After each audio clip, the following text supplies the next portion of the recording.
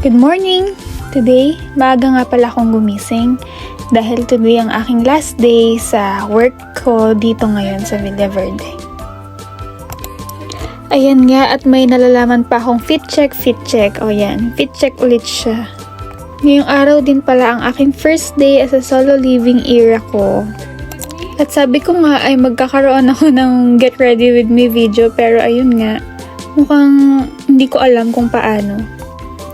Hindi naman to sponsored pero ang ginagamit ko talaga sa mukha ko itong Pond's cleanser, Pond's sunscreen, tapos Pond's moisturizer. Kung di nyo na nga itatanong ay good sa mga sensitive skin itong Pond's, hindi siya masyadong matapang kaya perfect siya for everyday use.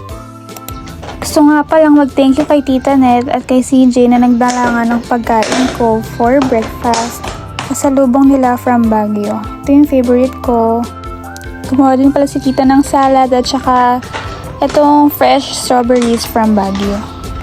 Ito nga at niready ko na din yung baon ko. Dahil papasok mo ako sa office bago pa maliit. Gumawa na din pala ako ng salad dyan. Yan.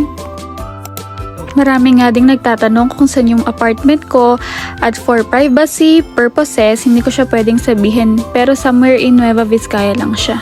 Ayan, at nagre-ready na nga akong pumasok. At kung mapapansin nyo nga, ay marami pang inaayos dito sa apartment, bagong gawa lang kasi siya. At ako ang first na magre-rent dun sa room na napili ko. Ayan nga, at maglalakad lang ako ng konti papunta sa highway, exercise na din bago pumasok sa office. Tapos ang kagandahan sa daan papunta sa office, kita nyo nga may mga palayan, mga puno, kaya super presko at nung mga panahong ito nga ay maulan.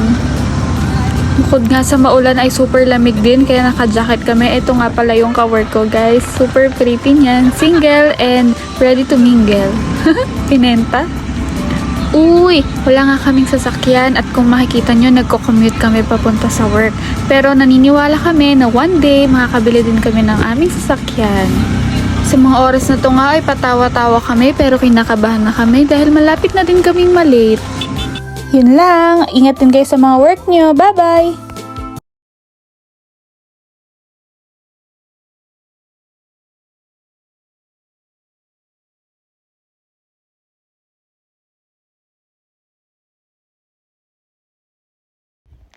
At yun nga pala guys, ako ay pupunta dito sa kabilang building para ibigay yung aking mga remembrance. Wow, remembrance! Uy!